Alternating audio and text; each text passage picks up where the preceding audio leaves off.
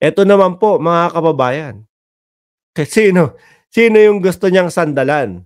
Sino yung gusto niyang, kapitan, mga bossing? Oh, eto tingnan ho Of natin. question.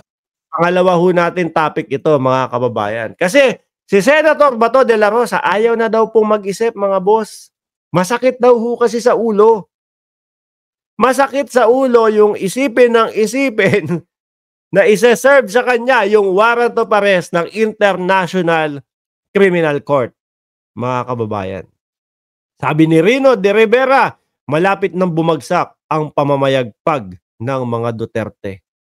Oh, bakit daw ho ayaw nang isipin? Masakit sa ulo yan, makati sa ulo, no? Malalagasan ng buhok si Senator Bato de la Rosa kapag inisip yung warrant. Pakinggan ho natin mga bossing ang kanyang sasabihin.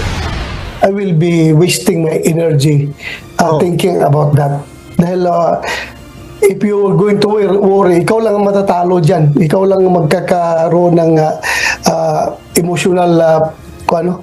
emotionally disturbed pag mag-worry ka dahil wala ka naman talagang control dyan sa kanila. Ayun ho, tama ho siya mga kababayan. Kasi talagang pansin naman ho ng taong bayan, mga bossing. Kada ho, no, maitatapik, mababanggit o maririnig ni Senator Ronald Bato de la Rosa yung tungkol ho sa ICC, ramdam mo sa kanya na talagang nai-stress siya. Ramdam mo sa kanya na talagang nanggagalaiti siya. Nabubisit siya, mga kababayan. Yung nakita nga lang natin na press conference, di ba? May nagtanong, ano po masasabi ninyo sa sinabi ni dating Senador Trillanes na isa-serve daw po, o eto na ang mga buwan na isa-serve yung ng International Criminal Court, yung kanilang warrant of arrest sa inyo. Nanggalaiti ho, doon sa kanyang podium.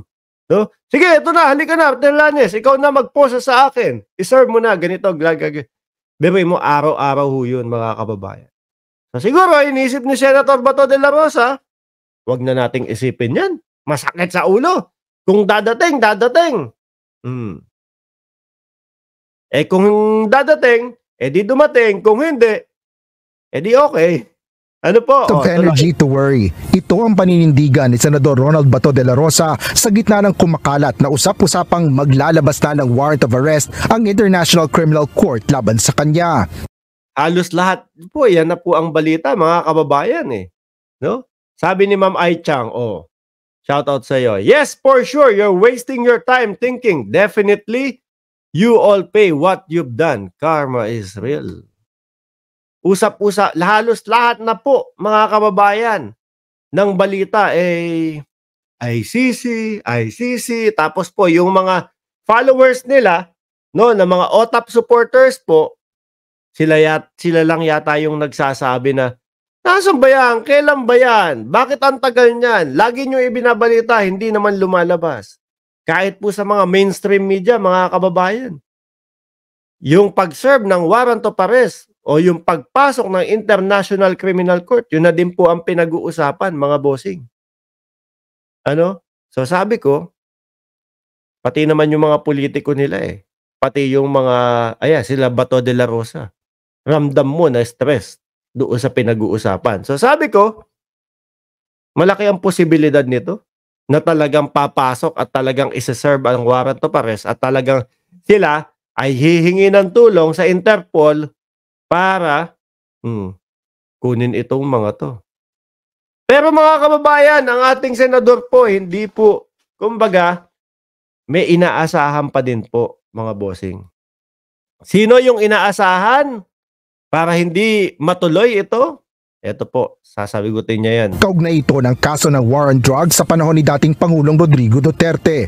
Paliwanag ng senador, hindi maipatutupad ang umano'y arrest order dahil walang jurisdiksyon ng ICC sa Pilipinas. Kaya yun po is ngayon, mga kababayan. Diba? Walang jurisdiksyon ang International Criminal Court sa Pilipinas, mga bossing. Ngayon ho, no?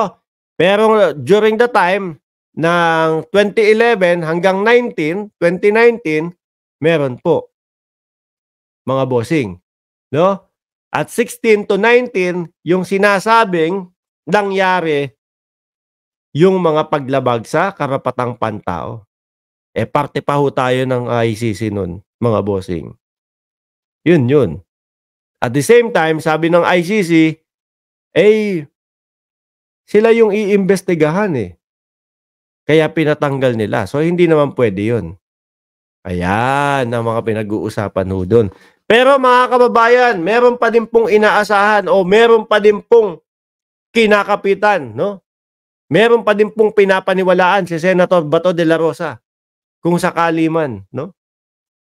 Kung sakali man na ang ICC magpumilit, merong iniisip siya na baka maisalag o baka talagang totohanin naman daw po. Sino po ba yun? Kumpiyansa rin itong hindi kikilalanin ng Philippine National Police ang posibleng kautusan na ilalabas ng ICC. Wala ICC, dumiretso sa PNP, malamang hindi. Pero pag ang ICC, mga kababayan, humingi ng tulong sa international police o Interpol, mga bossing. Di ba? Siyempre, kabahagi tayo at iginagalang natin ang Interpol. Pag sinabi ng Interpol sa PNP, kunin to, hulihin to, iserve ang warrant of arrest dito. Sok pa yan, mga kababayan. Susunod ang PNP doon. Ulitin ko ho, paano? Pag dumiretso ang ICC, mga bossing, sa PNP, malamang sa alamang, hindi sumunod. Di ho ba? Kasi nga, walang jurisdiction, sinasabi. Subalit, kapag ka ang ICC dumaan sa Interpol, Interpol, tapos Interpol, konektado tayo sa Interpol, umiikot pa yung kamay ko. Sinabi sa PNP, kailangan iserve ang warrant of arrest na ito, no? Dito sa mga tao na ito. Kikilos. Susunod ang PNP po, mga kababayan. Kasi konektado tayo sa Interpol. At iginagalang po talaga yan. At sabi nga po ng Department of Justice Secretary Boying Remulla, napaka-importante sa atin ng Interpol. Kaya hindi pwedeng hindi natin sundin yun. Sabi ni Ma'am Rowie, kawawa ang mga OTAP group. Ay, oo. Mag-iiyakan ho yung mga yan. Yung mga OTAP supporter, OTAP group, yan. OTAP mga vloggers. Tuloy. rin naman anya siyang kontrol dito kaya hihintayin na lang niya kung talagang maglalabas ang ICC ng warrant of arrest. Let's face it, kung Ano ho kasi mga kababayan, no?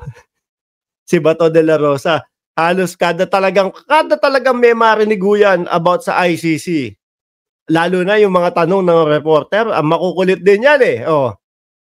Lalo na yung mga tanong ng mga reporter, ano gagawin mo ganito, ganyan kapag ka pumasok ng war? Nanggigigil ho, talagang kita mo na nai-stress ho siya. Sabi ni Mango, stroke is real. Hindi na nakakatulog ng mahimbing ang mga yan dahil mahuhubara na sila. There's very close association with Michael Yang is undeniable. Nako po.